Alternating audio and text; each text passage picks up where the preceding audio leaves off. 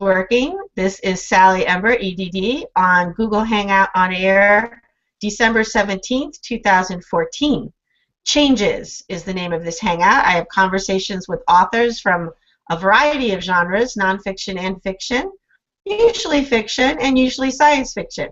And today I have a cross-genre author, Colette Vernon Black, sometimes known as Colette Vernon, sometimes known as Colette Black. Say hi to everybody, Colette. Hey everybody. What would you like people to know about you? As you say, I write under the name Colette Black. I write science fiction, fantasy, a little bit of horror. I live in Arizona where it's nice and warm even in the winter. So, yeah, sorry to everybody who's really cold right now because I feel really nice. And I have 2 books that are out this year, Noble Arc and Desolation, and I'm looking forward to putting out another 3 books this next year at least. So. Well, that's very cool, and it's been an exciting time for you, I imagine, to get all these books out there. And when was the first publication date of your first publication? Noble Arc came out in April of this year. And what about your short stories or your anthology publications? That was released in, when was it? That was released, it had a few different release dates, but I think the official one was July. Pretty sure. Cool. And that was really exciting because, you know, Peter S. Beagle's in there, you know, it's done through Kevin J. Anderson's publishing company, so that was pretty fun. And all the benefits. That's the one called the Purple Unicorn? Yeah, the one with the purple unicorns.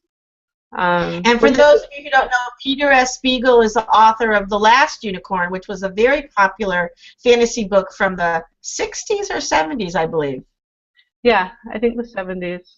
I read it when it first came out, and it was really unique in that genre. And then a lot of people since then, of course, have imitated and admired. How did you get to be a part of that anthology?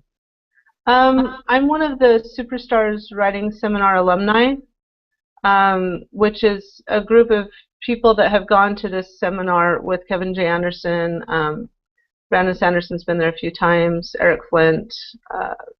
There's quite a few really amazing authors. And one of the things that Rebecca Mesta would talk about in her explanations and so forth was no matter what story someone asked you to write for an anthology or whatever, even if it be about purple unicorns, you give them the very best story that you can. And they kind of took that and said, hey, let's do it. You know, this could be a lot of fun. And James Owen offered to do the cover art, and a lot of people jumped in to help out. Lisa Mangum said, hey, I'll edit it. And all of the proceeds, so we all volunteered. And people who had been Superstars alumni, it was open to all of us to submit stories. And so I was very fortunate in that one of my stories was chosen. And it's been an amazing, fun thing to do. And all of the proceeds go to scholarships for the seminar to help aspiring writers to be able to go and attend the seminar and learn about the business of writing. So it's been pretty cool. It's incredibly cool. I mean, what an honor and what a great experience for you and all the other people involved. And then to give back like that to aspiring writers, that's a great circle.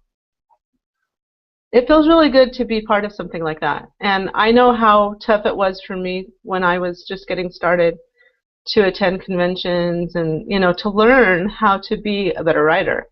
And so it feels really good to be able to help other people out a little bit.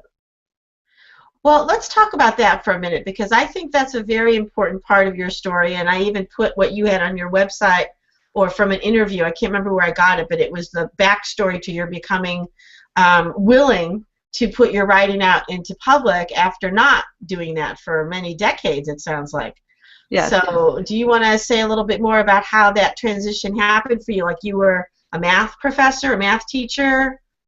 I wasn't a math teacher. I have my degree in mathematics and had never quite figured out what I wanted to do with it. I was considering going into teaching, but I enjoy teaching, but it just, there was no passion. There was no passion to being a math teacher or any of that. And so one of my children, my oldest daughter, saw some things that I had written on my computer. It was kind of the beginnings of Noble Arc, and she stopped, and I don't even know how she got to it. I'm like, how did you find that? And she says, this is really good, Mom. And I told her, I'm like, oh, you're my daughter, that's nice, whatever. And she dragged her older brother over, and he goes, no, Mom, this is really good. And I'm kind of like, yeah, whatever. And he's like, do you want to write? And I said, I would love to write. That would be amazing. But especially at that time in my life, I mean, to me, fiction writers, they were you know, they were prodigies. They were people that to me were above actors or rock stars or anything, to be able to write and write well. But he's like, no, Mom, you could do this. And so through my children's encouragement, he put Writing Excuses, the podcast with Brandon Sanderson, and onto my MP3 player, and I started listening to it at the gym, and I would find myself just kind of stopping on the on the elliptical or whatever, and listening to what it said. And the more I listened, I'm like, I think I can do this, and I want to do this.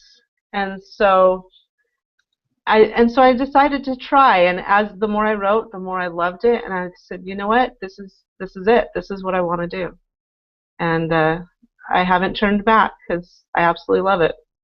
That's fantastic. So your kids encouraged you, and you have the time, and you have the financial support, and whatever else you need, space, health, mental ideas, ability. You've got all of it going on right now, and you're using it. It's very exciting. It's, a little late in life, but, could have been later, so I'm glad that I figured out what I want to do at this point. Well, it doesn't seem to matter what age people are when they come to their creativity outlet and they're ready to utilize it, then you do. I mean, everybody talks about people coming to art of every kind at whatever age they come to it. If you're very young, they exclaim over how young you are. If you're a lot older than 50, they exclaim how old you are. If you're somewhere in the middle, they talk about how you're up and coming and how did you learn so young. And, I mean, it doesn't seem to matter what age you are. People will exclaim about it. So that's fine. That's true. That's true. And I've been writing for about 6 years, so it's not like it was yesterday either. I've been working at it, so. What do you mean? Not an overnight success? I don't believe in those. I'm sure they exist somewhere in the world, but none that I've ever heard of or known. Yeah, well, if you believe in reincarnation and prodigies like Mozart, then I guess some people do come into this world with amazing gifts and talents that are left over from other lifetimes. But most of us, even if we believe in that and we have that going on, have to spend many years developing them. Absolutely. Or remembering, or refining, or whatever word you want to use. So I'm curious, Sally, when did you start to write? Have you always? I've been writing since I was a kid. I got prizes and published in newsletters and put into statewide things for poetry, and I wrote plays. I was involved in stories and articles, but I never took fiction writing all that seriously, and I've been doing mostly nonfiction for work and publishing with other people and editing and co-writing without my name on it, a lot of things, but all nonfiction in the fields of education and psychology and sociology and things of that kind. And then I realized that I really got inspired to write science fiction because I just heard this story. It woke me up one night, and I've told this story other times, so I won't bore people, but it literally woke me up from a sound sleep, and I heard it being narrated, but it was in my voice. Like I was talking to myself, and I just went and started writing on the computer, and 2 hours later I had written the first chapter, the whole table of contents for the first book, and the whole outline for all the 10 books in my upcoming series, with which now I've completed 2, and I'm working on the 3rd and 4th, called the Spanners series. And the funny thing about all that is the main character is kind of my alter ego. My prototype is hers and she is mine. I've given her my biography, my family, my friends, and then I change it all, or a lot of it. So when people read it, they don't know, if they know me, which parts are true and which parts aren't. And right after I wrote the first few chapters in which the main character is visited by holograms of aliens who make her the chief communicator for the entire planet so that Earth can join the Many Worlds Collective and be part of this peaceful transition to a better world, I had my friends and my family calling me to find out if I was psychotic and wondering if I really thought I had aliens in my bedroom and should they send people to take care of me. And I have a friend who is a psychologist, and he calls me up. His name is Mario Casa. I love him to pieces. We've known each other for 35 years. He calls me up and he says, "Do you know what day it is? Do you know what time it is? Do you know what year you are in? Are you oriented in 4 ways?" You know, like he was really doing an assessment after I sent him those first couple chapters. So I guess they were very convincing. That's hilarious. So now I don't tell people. If they really want to know what's true and what's not true, I tell them just to believe whatever they want. That seems like a good plan. Yeah, I think that's a good plan in life, really. You know what I mean? I think so. Well, I was reading, I didn't get to read your whole book, obviously, or any of your whole books, but I do read parts of people's things before they come on. And I really like your main character. You pronounce it Aileen or Aline? Aline. Aline? Yeah. I really like her, and I like her sense of confidence and her willingness to go forward and be courageous. And I just love it when people write strong female protagonists in very difficult circumstances who don't need a man to rescue them. And right. There's a whole school of people in this now called self-rescuing princesses. Have you heard about this in fantasy? I haven't heard about it, but it's pretty obvious because you see it in a lot of the storylines that are going on where they didn't used to be there before. There's a Google Plus group and some other people in the self-rescuing princesses, and they post great stuff, you know, links to other stories and books and movies that are in that, or ways to fix the ones that are already out there to make them better, self-rescuing princesses. Now, so I do have to point out that in my book, Lar does rescue her a number of times. But she rescues him right at the beginning. She saves him. Yeah, she saves him. He saves her. He saves her again. She saves him. It goes back and forth. Exactly. And that's what that was what I wanted to show too, is that we all have our strong points, and we all have different opportunities, and we can help each other out at different points in any circumstances. So. Right. Exactly. And I think what you're describing is something that a lot of books and movies are missing, which is that give and take of being peers. Mm-hmm. And go ahead. In the feminist interest, you talk about the self-rescuing princesses. Sometimes I get a little frustrated because I think that we are more interdependent upon one another, and sometimes I think they take it too far, to be honest, in that What do you mean? Well, just that you don't always have to rescue yourself. It's okay to be rescued by someone else, by a friend, by a love interest, by family, and we should be kind of helping each other. And sometimes I think they make these people so independent that I think it loses that community that we have with each other. Do you know what I'm saying? Well, I think what you're talking about is important in terms of balance, yes. You know, and that you have this idea that, you know, some people can think that they're an island and that they don't need anyone, and that's not realistic, male or female. I actually see that as a bigger problem with male characters, where they think they're so tough and, you know, they don't have to have any help from anyone, and in fact they see it as a weakness if anyone helps them. That's true. So I don't think that it's just a problem for female characters at all. And I think that for most of us, it's a really big deal to recognize that this is something we want to change in the way that, at least in the way that women are depicted. And we have Rain Dowell, who's saying she's never heard of this self-rescuing princesses. Hi, Rain. Thank you for coming today. And she wants me to post a link to it. So I am going to put what I found on Pinterest, and I think on Pinterest there are lots of other links there, Rain. So I'm going to put this on the event page, and then I'll put it up in the comments so you can see it. But I think, Colette, what you were saying is so important, which is that you want to depict the characters the way you want. You're the author. You get to do that. Absolutely.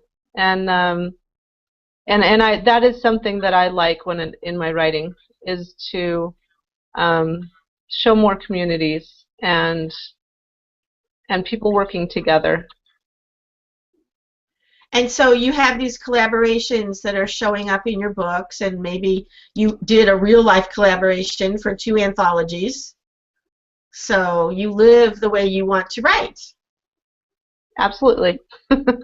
I think that's awesome. And I'm doing the same thing. Like, I was explaining to somebody that my science fiction books are utopian, meaning I'm writing about the world I want to live in. I'm writing about the future I wish we could have. I'm writing about the ways that our world, our people, our relationships with animals and other species out in the global galaxy, universe, multiverse, how all that would be if things were improving. Because I think we're surrounded by dystopia, and I'm sick of it. So would you say your books are more redemptive because you call it, I have to say, humankind. I'm sorry, I'm a feminist, and I think mankind is outdated, so I'm going to dig you on that. But anyway, redemption is in your series title. So talk about redemption. What does that mean to you? I think redemption is any time that we fix something that's wrong about ourselves, about our society, and that is, I don't want to go too far because how the title of the series really comes out, it plays out over the course of the entire series, but it is that fixing of a wrong that brings it to the humankind's redemption, which just didn't flow off my tongue as well as mankind's redemption, so that's why I went there. Used to it. It's all about changing the way we think, and language influences us, and we influence language. Okay, my rant is over. But the thing I want to say that's important, Colette, about what you just said is so important. What you have in your books that I noticed is a microcosm, if you will, of racism or speciesism playing out right in the very first pages, right? Absolutely. And then you show how all these different things happen because of that, and how this one person who is a hybrid, you say that right at the beginning, so I'm not giving anything away, between humans and, well, how do you pronounce that, Walgies? Walgie. Yeah, you've pronounced it better than anybody. I mean, I really think that books are pronounced the way that the reader wants, you know. But if you want to get my pronunciation, yes, it would be Walgie. Okay, so the Walgies are this other species that has been antagonistic and even violently so with humans. And now here comes Lar, who is a hybrid or a mutant or a, what do you call it? He's miscegenation. I don't know. How did he come to be? He's a mutt. He's a mutt. He's a mix Okay. between the two. He's got a parent of many kinds, or several parents, or a test tube made him, or I don't know. But anyway, he's not just human, and he's not just Walgie. He's both. Yes. And so that immediately changes everything for Aline, who up till now has had this very black and white view of things. Humans good, Walgie's bad. Yes. And now she has to be like, she's got to change her thinking. Absolutely. And it's a heart-wrenching process for her. Mm-hmm. Well, if you've been schooled over and over, acculturated, as we all have, in racist, sexist, any other kind of oppressive stereotype and categorical ways of thinking and feeling, they are so deeply ingrained that it is very difficult to make those shifts. And even if you want to, you can still feel unexpectedly and unconsciously think a lot of ways that are old. Well, and I think a lot of it is that mentality of stereotyping, that because of your experience with one set of people, all of them have to be like that, instead of recognizing that we need to see the individual and not automatically just put people into their categories. Well, the most important thing I heard that echoes what you're saying and explains it even further, that I heard at a very young age in my 20s, that really changed all of my thinking, is this very statement. The group you belong to is made up of individuals. The groups everybody else belongs to are monolithic. So you meet one person from a group that's not yours and you think they're all like that. But you never think that about your own group. Exactly. Because you see yourself as an individual. So you have to see everybody else in your group as an individual. So women don't see all women the same, but men might see all women or many women being grouped together, right? Absolutely. And the other way around. Yeah, and so that is a really big shift to recognize that you're doing that, number one, and then to stop doing it. Yes. And very important. That to me was more the point of the book than the racism, any kind of issue of that, is that I would really like to see the world see one another more as individuals and less as categories. Excellent. I mean, I think that is the reason most people write speculative fiction, fantasy, and science fiction, is that we are trying to either depict and analyze and get each other, as we read it and think about it, to have a new perspective on current or historical issues, problems, and situations, or we're looking ahead and we're trying to write ourselves out of a problem or write ourselves into some interesting problems and then write ourselves out of them. Yes, and I think the interesting thing is that most of us don't, like when I started Noble Arc, I had no purpose like that in mind. I was just writing a story. But as it develops, I mean, I think all of us do this as writers. Part of us and part of our hopes and our dreams and our perspectives go into that writing, and it just comes out, whether we intend it or not. Well, William Butler Yeats, who is a very well-known poet, as you know, was known to comment when people were analyzing his poetry, because he was alive for a lot of the times that he was famous, unlike some people who die and then they become famous. And he was known for making comments like, well, you might think that blue dress means this, but I just like the color blue, and I gave her a blue dress. Exactly.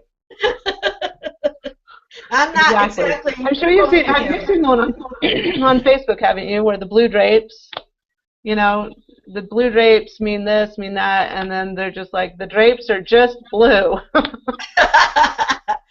I think it's also important, like you said, that we pronounce things the way we want. Well, we also get meaning from what we read the way we want. Absolutely. And we make those connections. But I also think that we as creative people are operating at many levels, have many layers that we are not conscious of initially. And then as we keep going or somebody points it out, we think, oh. So let me give you an example. I have this character in my book who's kind of like me. And then I wrote this other character who's this man I've been in love with for like 30 years who doesn't love me. And in the book, I decided to give multiple timelines and multiple opportunities and write the story many different ways, all possible happenings, because the multiverse does exist, we now know, and everything that can happen is happening. So Clara and this man, Epifanio, are sometimes together, and he sometimes wants to be with her and loves her. Sometimes they're not. Sometimes they're friends. And so in doing all that, I was, creating this character, Epifanio, who's really kind of a composite. He's not actually like this man in all ways, but in some ways he is in actual life. But he's also made up of other characteristics, other people I've known and been rejected by or not. But anyway, so I'm showing this to some people in my beta reading phase, and they hate him. They think he's horrible. They want to know why I, as the writer, think so poorly of him, and how much do I hate him, and did I know that I hated him, and why do I make him so hateable? And that was a total shock to me. I hadn't realized. Oh, and one person said, "Why are you so angry at this person?" And I was like, wow, I just hadn't. I thought I was making them all lovable and appealing, and can't you see why Clara just can't give up? And they're all like, "What does she want with him? He's a jerk." And I had to rethink it, not so much to change what I was writing, but to look at myself. And to think, I think that's something that writing does for everyone, is help us look at ourselves. Yeah, like what do I really think? What do I really feel? I'm just finding it out. as I write these characters, which if you're a Jungian, all the characters are the writer anyway, just like in our dreams. Everybody is really us. Even if they wear different bodies and have different faces and seem to be different from us, they're not. Interesting. Yeah, it's very interesting. So if you go back and you look at your own writing, you think, wow, every character in this is really me, some aspect of me. Look at how I'm depicting this one and how they're relating, and look at that one, and especially when you create aliens, right? Definitely, yeah. Aliens are just another. I mean, people sometimes try to do aliens, I think, as if they are, so different. But if you make them too different from us, it doesn't really work because nobody can really connect to it. And when you're right, it all comes down to it has to be our perspective. It has to be what we see. It does. It does. And, I'm going to take this opportunity, Colette, before it gets to be too late, because believe it or not, it is already a half an hour into our time. And I want to show people your website and give them a little glimpse into what it is you have already created in the way of books and what your covers look like and your anthology and all that. So if people want to go look at it later, they can recognize that I did post some of these on the event page, so if people want to see that, they can. And at this point, I just want to scroll down a little bit while we're talking if this is going to work. Are you seeing it? I'm seeing it, yes. Okay, good. So I'm going to scroll a little bit. This is your splash page for your books, and I'm going to go, your splash page for your site. Now I'm going to go to your books. And you have, who did your cover art? Talk to us about that. Suzanne Helmig did the cover art for Noble Ark and Desolation. She's based out of Europe, and she does a great job. I can't wait to get her working on the third book because it's going to be great. So you have her for the series. That's great. I have Idana Willowraven for my series, and I think it's great when you find someone for your series right off that you really want, and then if they're available and you can keep going with them, it gives it a real consistency for the readers to find your books, right? Definitely. And finding someone whose artwork and style fits the way that you want to see. That's one of the nice things about not having to go through one of the big publishers is that I get to choose what I like and what I think works for my work. Exactly. What works for my books. And so here is this Purple Unicorn anthology, way over on the right, and then in the middle is this black side, which are just your stories. Tell us about the black side.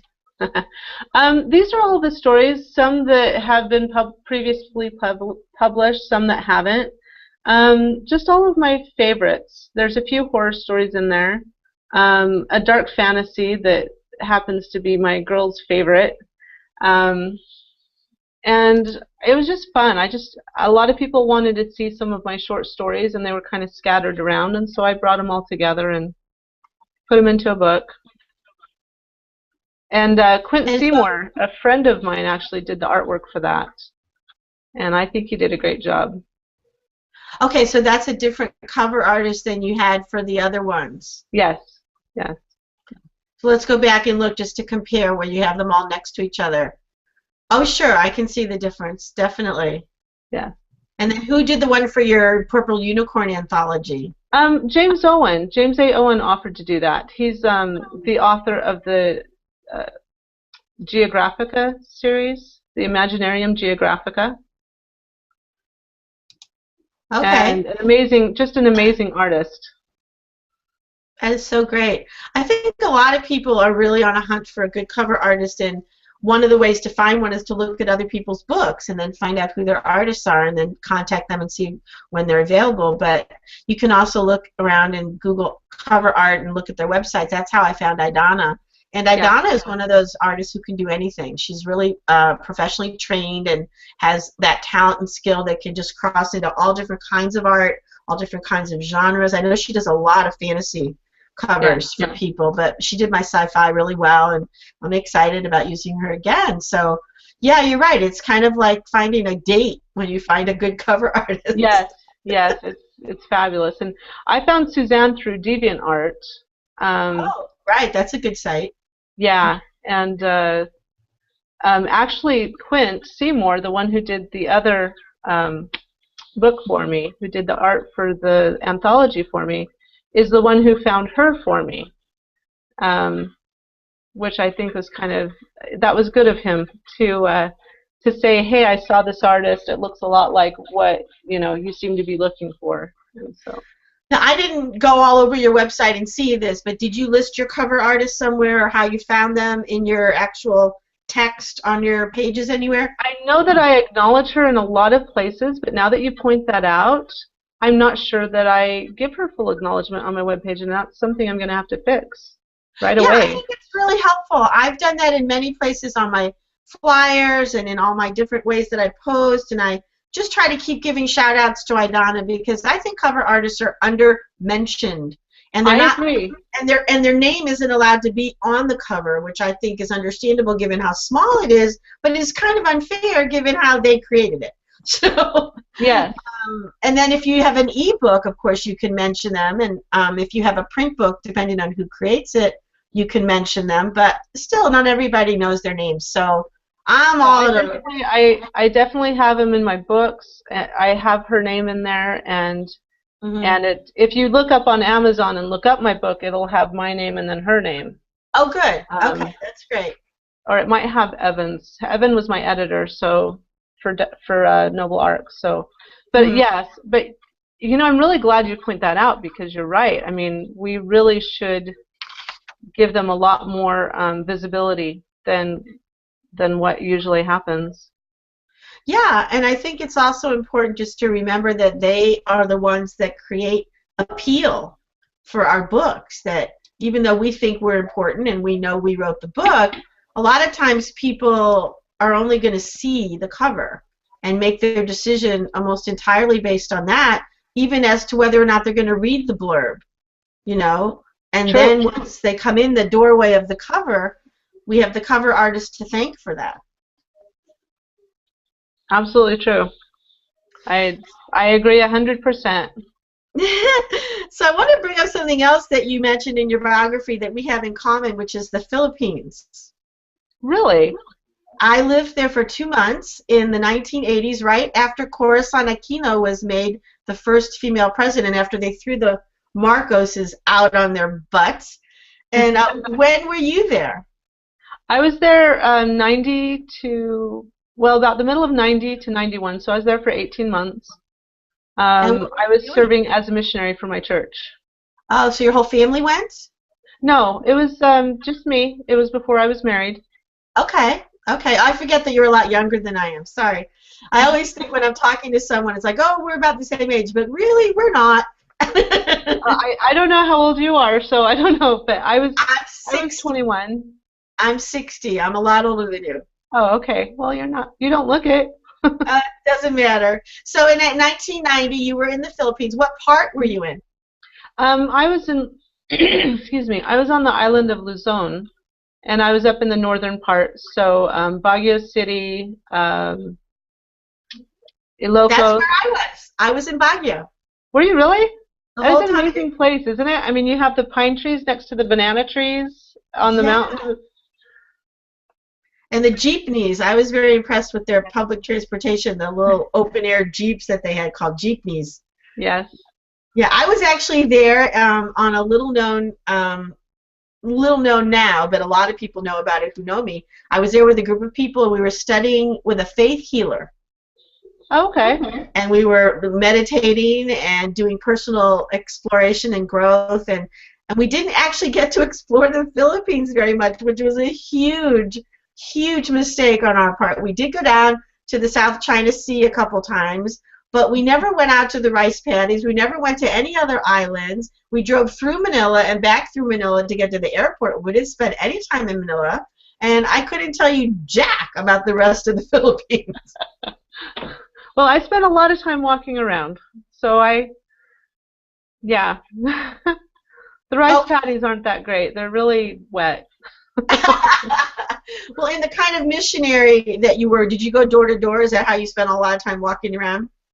Well, there is no really door to door in the Philippines. It's kind of like community to community. Oh, I lived in a And neighborhood. I stayed in someone's house that was in a very American suburban neighborhood, you know, like the way the houses were laid out um, from the I 50s actually didn't kinds of spend much houses. time in Baguio City. I was only there for maybe a few days the entire time I was Oh, there. Most of the time I was out in the provinces.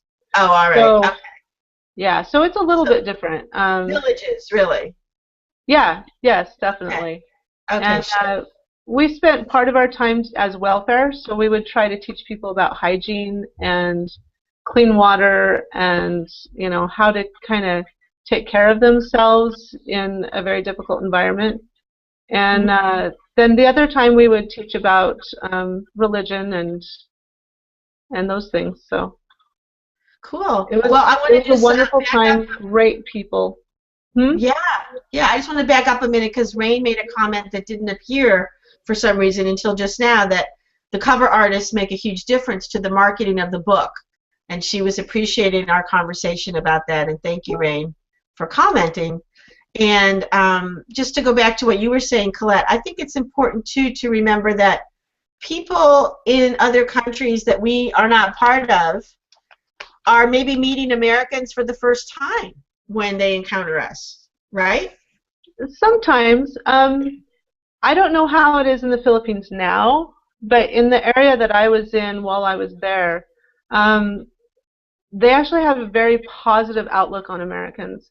They would see us as the people who had saved them from the Japanese, and even then, so many years after World War II, whenever they would see the American the male missionaries, they would go. They would call him Joe, and all the children would get very excited to go up and say, and they'd be like, hey Joe, because they were GI Joes to them. Oh, okay. So that's And so, yeah, for a lot of people, it might have been their first interaction, but they had a very positive view of Americans as being the ones who saved them. Although should I share a funny story? sure. Um, As long when as I it's had only been there about a month, uh, I was teaching a lesson. I was teaching about Christ, and a very, very drunk older man walked into the room and saw us, and next thing I know, his face is to my face, and he's trying to kiss me. And so his family, pulls him away, and they apologize and they apologize. And I found out that because of all the magazines, all of the pornography magazines that he got hold of, which were all from America, he thought that all American women were prostitutes. Um, and so he was and then he apologized profusely, but I thought that was kind of my introduction, and it never happened again, never anything like that. Everyone was always very respectful and very kind, but I had to laugh about that later because I was just like, wow, that was my introduction to the Philippines. well, that brings us back to our conversational topic of a few minutes ago about how the group that you're in is made up of Yeah. individuals, but the group you're only exposed to through media or stories or chance encounters all seem monolithic. So he had this Yes. monolithic view of women from pornography, and he figured you were one of those. Right. And Wow. also on the other side, all the kids thinking, hey, great GI Joe, Americans are wonderful. That's not necessarily true. Um, No. In sure. fact, I had the opposite experience when I was in the Philippines because when I was there, in addition to being there right after Corazon Aquino was elected, which was a great cause of celebration for the Filipino people, Yeah. we Americans, right at that same time, were bombing the crap out of Libya. I can't even remember now why. I mean, who knows why Americans bomb anyone? It's ridiculous. Don't get me started. But at that point, our tour guide people, our leaders told us to tell everybody we were Canadian because there was a lot of anti-American sentiment in the Philippines and other places all around the world at that time. And Huh, we that's did not want to interesting. be identified. That she was afraid that we would be targeted and that people would be so furious and they'd find the first Americans they could find and beat us up or make a problem for us because they were so angry. That's interesting because, yeah, none of that carried over to the 19th, as far as I know. No, we didn't have such a bad reputation then as we do now. Now it is truly a problem. And Rain is appreciating your story about the drunk man. She said it was hilarious, so thank you, Rain. Continuing to listen. Comment. I imagine you were a little scared, though. I bet you didn't find it completely hilarious, did you, Colette? Not at the time, but later. I mean, you have to look back at that and kind of go, "Oh, that's kind of funny." That I don't know. It was funny later. I think sometimes we can look back on things with a different perspective, but in the moment, it's probably very disconcerting, if not frightening, to be accosted in that way. And I don't think I would like it. Oh no. So another thing we have in common besides the Philippines is that we speak multiple languages badly. I know I speak them badly. And how that changes our brains. And it's one of the things I studied in my dissertation, my doctoral work, is second language and multiple language acquisition. Did you know that at any age, but especially children, actually build new neural pathways in our brains? Physical pathways are developing when you learn a new language. Well, I think isn't that true of learning anything, right? No, it's particularly true about language. And they're showing that at any age, they thought it used to only be between the ages of 0 and maybe 12, because your physical body can learn a new language the best in those ages. Right. You can learn it to speak without an accent. You can make sounds, every sound, like a native if you learn it young enough. Right. But they're finding now, even if you don't sound right, it still builds the neural pathways. Even if you're learning it in your elder years, over 50 or 60, you can still build new parts of your brain if you learn a new language. So the best thing for people who may be genetically inclined towards Alzheimer's would be to learn multiple languages then. Because they say that to help prevent, as much as you can, Alzheimer's, that developing new neural pathways is one of the keys for that. So well, I don't know if it's true if you already have a disease, like Alzheimer's, which is a plaque-building disease. It makes it less likely.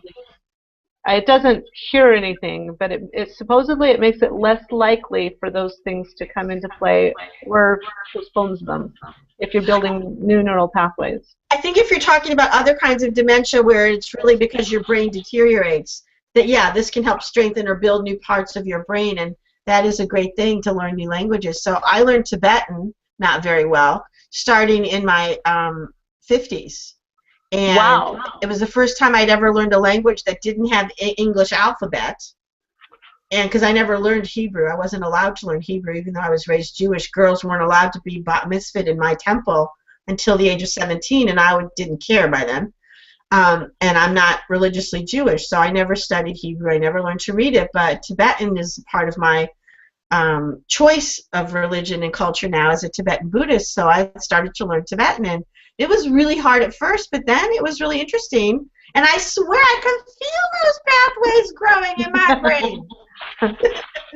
Sometimes I think that's the pain of learning a new language. It's true. It's really true. Rain is telling us that we're getting a little bit of an echo, and that if you would put your earbuds on, it would maybe stop the echo. But your headphone there is plugged into your computer, right? So I know they're not comfortable for you, but apparently that's going to change the echo. I'm not hearing it, but I guess she could hear it.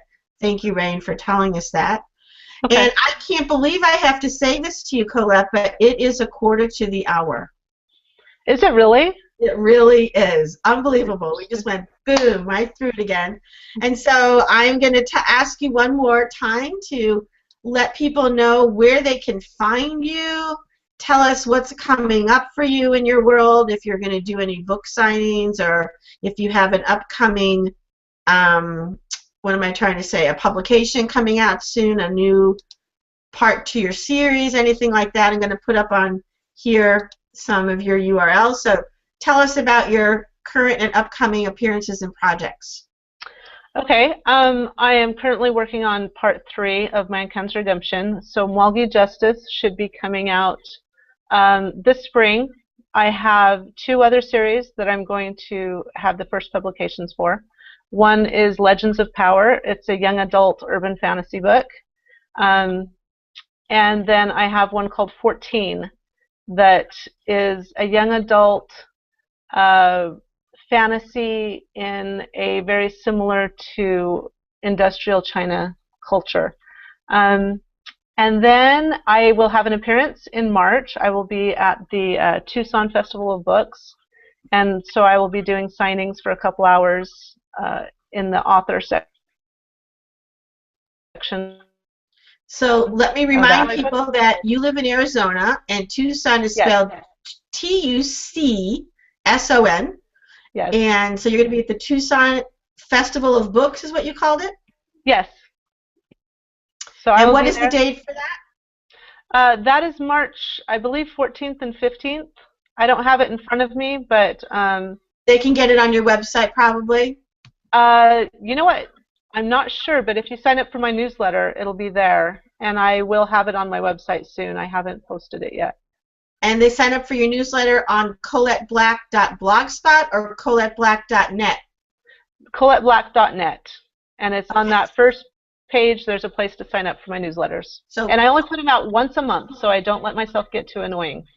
Oh, good. That's good. So Colette Black is COLETTE, Black, all one word, coletteblack.net. And if you do want to read her blog, it's colette.blogspot.com, coletteblack.blogspot.com. And then you're also part of the writing community called Victorians. Yes. And I'm sorry that we don't have a lot of time for you to talk about it, but just give us a 1-minute explanation of that. That, again, was a Superstars group. We're all alumni of Superstars. And we talk about writing topics, how to be better writers, how to survive in the writing industry, all sorts of subjects that we blog about as a group. Great, thank you. That was a perfect synopsis. And so what I want to do now, because it's near the end of our hour, and what I do with all of our guests is ask you the question. Given all the local, personal, regional, state, national, environmental, climactic, personal, spiritual, religious, political, and social changes you might be aware of, which ones arise in you hopes or fears? Which ones do you want to talk about right now on this HOA today, December 17th, 2014? Colette Vernon Black, take it away. I think that if I talk about my fears, we're echoing again, I can hear it. I think that if I talk about our fears at all, that one of the things that worries me in America as a whole is our willingness to go on the attack. That we don't have all the information, but something happens in another part of the country, and we attack. This person shouldn't do this, or this person shouldn't do that, instead of stepping back and giving people the benefit of the doubt a little bit more. I know that people have various religious beliefs, they have various ideologies, and I worry that we are so worried about our rights that we are pushing away. The Ferguson thing, it feels like everybody's attacking instead of stepping back and trying to understand people's points of view. There's been things in Arizona lately where people who are uncomfortable with the homosexual lifestyle have been sued because they wouldn't make a wedding cake for a homosexual couple. And it seems to me like, if both parties can just step back and be respectful and understanding of one another, that we wouldn't have to have these kinds of clashes. And that's something that worries me. Something that excites me and makes me really hopeful for our future is that I think we have a lot of great youth. And I think that we tend to disparage our youth way too much, because there are some great kids out there doing great things.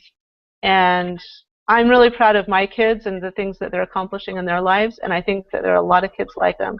And instead of cutting them down, we need to encourage them a little bit more, because they're going to make the world a better place. Well, and you've brought us 5 of them, yes?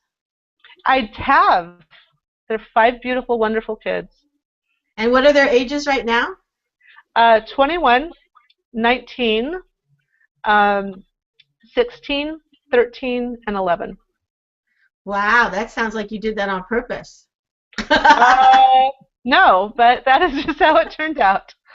Well, congratulations and mazel tov, as we say in Yiddish, for having the great good fortune of children and children that are still in your world and in your life, and that's a really great thing to have at the holidays. Are there other parts of changes that you still want to talk about before we go into the last part of our hour here? I think the only thing else that I would say is, as writers, we have the power to change the world. And I hope that we use that power to make it a better place. And that's it. What part of your writing do you think will be the most likely to contribute to that at this point? Be more specific. What do you mean? What part of my writing? Well, like you say, as writers, we have the ability to make the world a better place, which I completely agree with, by the way. And I'm just wondering if there's one particular part of what you're working on now or have already worked on that you are aiming for that outcome particularly.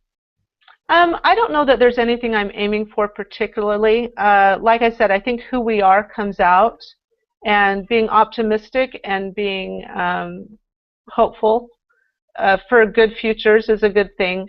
In my own writing, I definitely tend to go to the side of trying to see people from their own perspectives, trying to see people as individuals is definitely something that seems to come through my work over and over again.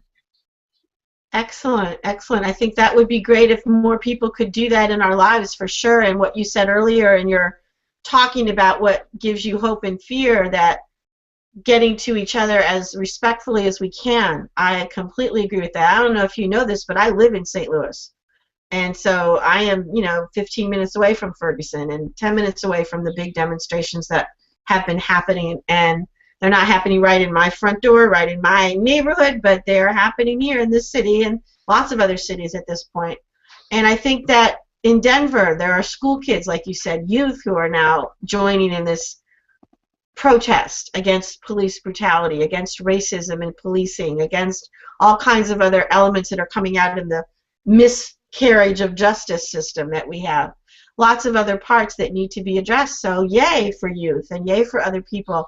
And someone got on the air the other day in St. Louis on the news and made a point that I thought was so important, which is that even though there have been all these demonstrations in St. Louis over the last 5 months since Michael Brown was murdered, and a lot of people have come in from out of St. Louis, and a lot of leaders and a lot of National Guard and a lot of police, not one other person has been killed.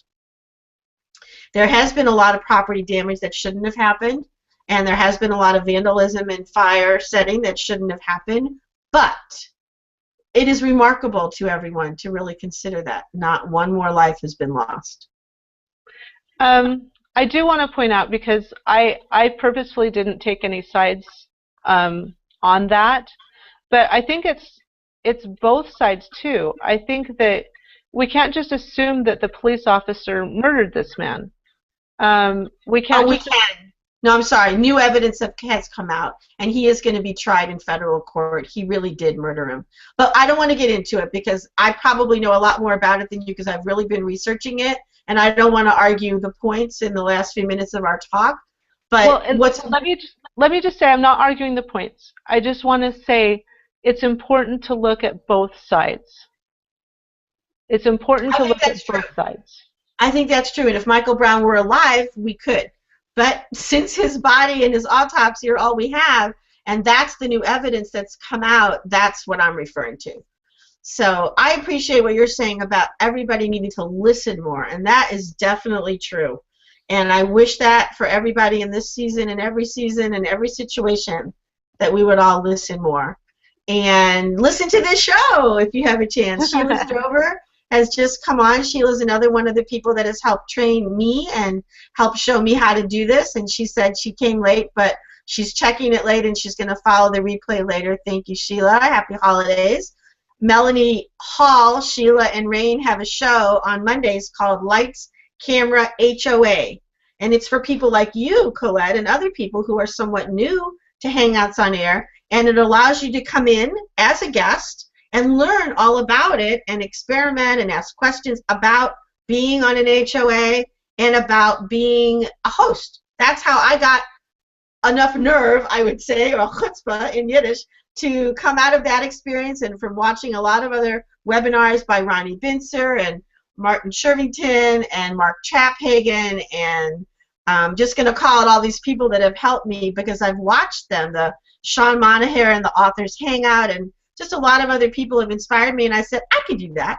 I could bring people into my living room here and help you talk about your books and your writing and talk about mine and have great conversations. So that's what I've been doing on Changes. And I want to remind everybody that I invite new authors, returning authors, authors who've been around a long time, to come on Changes and talk with me, have a conversation. It is not an interview. We talk. And we keep it PG, but otherwise anything goes. And over the next 2 weeks, which my show would be on Wednesday the 24th or Wednesday the 31st, we are not having shows. So don't tune in on those days to new shows, but please go to YouTube anytime and watch the other 15 or 16 episodes. Today is episode 16 that I've already recorded. And then starting January 7th, 2015, we come back with Wendy Von Kamp, or Camp. I'm not sure. I'm going to have to ask her how she says her name. And we keep going, and starting in the middle of February, I need new guests. I've scheduled all the way through then. So if you, Colette, know anyone, or if other people listening and watching now or in the future know anyone, or you'd like to be on the show, contact me, sallyember@yahoo.com. Go to my website, see what the open dates are, watch at least one show, and see if it's really for you. Now, Colette, would you like to say anything else as our ending comments?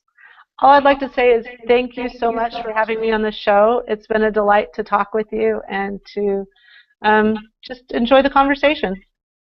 Well, thank you, and thank your husband, Brant, for helping set up the tech for this and stepping in when we had the time thing wrong and got it all going, so that's fabulous. We have one more comment from our loyal viewer here, Rain, who agrees with you that it's extremely important to listen to both sides and look at all points. And I think that is a great way to end this show, reminding everybody that you can find me on sallyember.com. You can find Colette on ColetteBlack.net. Yes? Yes. And you can also find us on YouTube, starting today and any day after this.